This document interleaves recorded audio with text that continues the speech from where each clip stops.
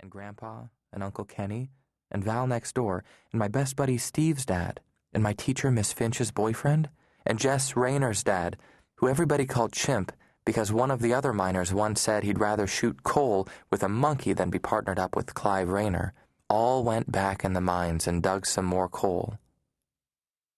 The tunnels were what bothered me.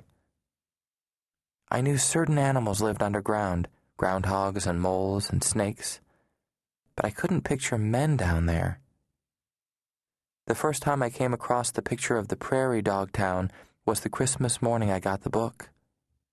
I walked over to my dad, who was sitting in his favorite chair smoking a cigarette, drinking a cup of coffee, and casting glances I didn't understand at my mother, who was sitting on the couch with her bare legs curled up underneath her bathrobe and a short, shiny pink nightgown Santa had brought for her lying across her lap.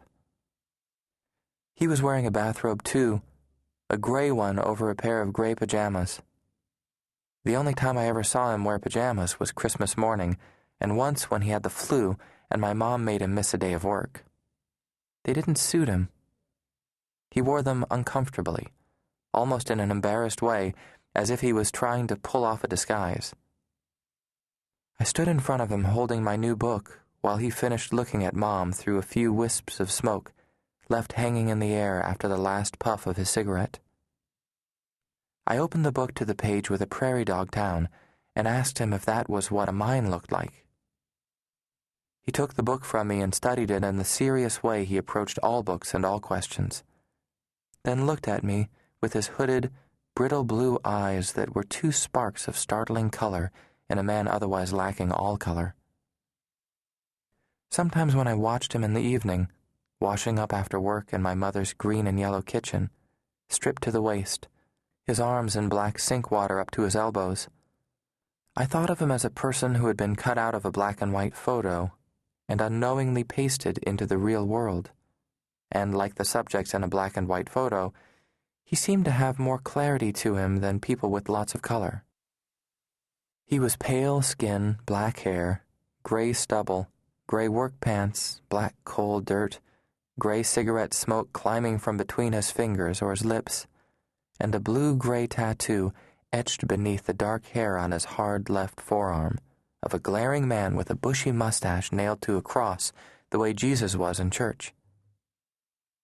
The man was ugly and frightening, but eerily fascinating to me, especially when my dad took me on his lap and traced his outline in his skin and repeated the word Stalin. "It's very much close to this," he replied in his broken English. "Except this. See?" At the sound of his command, my sister Jolene got up from the play tea set she was arranging on the floor and toddled over to see the book too, her dozens of new dress-up bracelets and necklaces made of plastic gold and silver beads clicking against each other as she walked. Dad pointed to the many escape routes the prairie dogs had made from their underground world to the world on top. "We don't have this," he told us. "We have one way in and one way out." I had my Wonders of Nature book with me at the kitchen table when Gertie blew. I was leafing through its pages while I was eating a late breakfast, and might have even been looking at the prairie dogs and thinking of my dad at the precise moment when he would have turned his head toward the roar of the fireball before he was incinerated. Or maybe he never saw it coming. Maybe he was buried instantly by tons of earth without warning. Maybe his bones were broken, his organs crushed, his senses obliterated, his existence erased before he had a chance to understand what was happening. But I doubt it.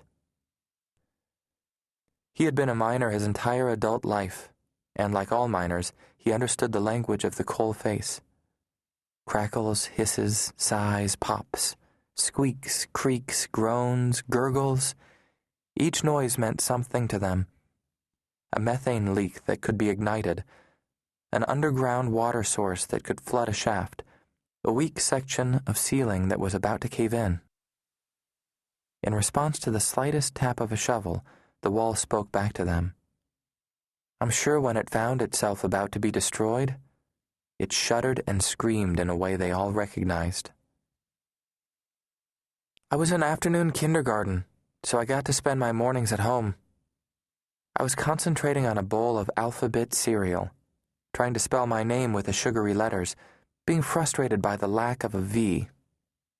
Jolene was in her high chair, drawing a picture with her big girl spoon in the applesauce she had spread all over her tray. She had a cold, and Mom was sneaking up behind her with a bottle of red cough syrup and a teaspoon.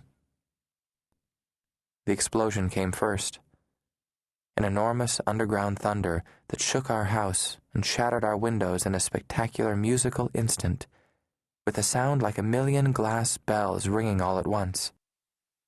Mom dropped her teaspoon, and it hit the table, where the vibrations bounced it across the formica, leaving a trail of bright red drops like a nosebleed.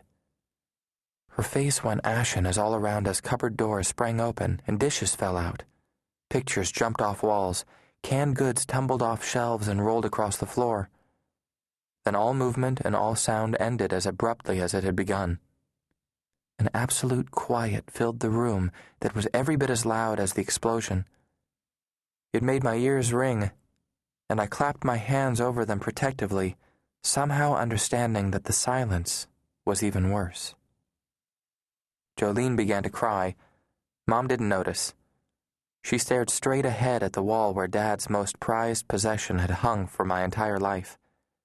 A portrait of a glowering king with a mustache that drooped to his chin, wearing regal silks and a simple hammered metal crown that looked like a child might have fashioned it out of an old can and some cheap birthstones. It was the only object he had been able to salvage from the remains of his family's farm in Ukraine after the war. Supreme Sovereign Vladimir the Great, the little gold plaque at the bottom of the frame read. Supreme Sovereign of what? Val asked my mom once. Our kitchen, she told him. Now the portrait lay face down in the midst of a scattering of glass shards. I waited to see what Mom's reaction would be. Vladimir was sacred to Dad, and so was the massive gold frame he had bought with his first paycheck working in the Illinois coalfields years before he came east to Pennsylvania. Her eyes didn't leave the picture, and I realized she wasn't even seeing it. She was paralyzed with fear, waiting for something else. None of us had ever heard the sound before, but when it finally came, we instinctively knew it meant death. It was a low, moaning wail that rose to a shriek, eerily human, yet inhumanly immense, as if the earth itself were crying out in pain. Mom's eyes filled with tears, and her mouth began to move. I couldn't hear her voice over the scream of the siren, but I could read her lips. She didn't say Dad's name or the name of anyone else she knew working the morning shift. She simply said, "The men."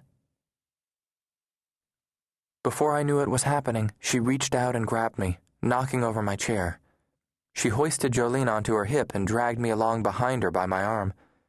We went running out the front door, stepping over toppled furniture and crunching through broken window glass spread all over the carpet.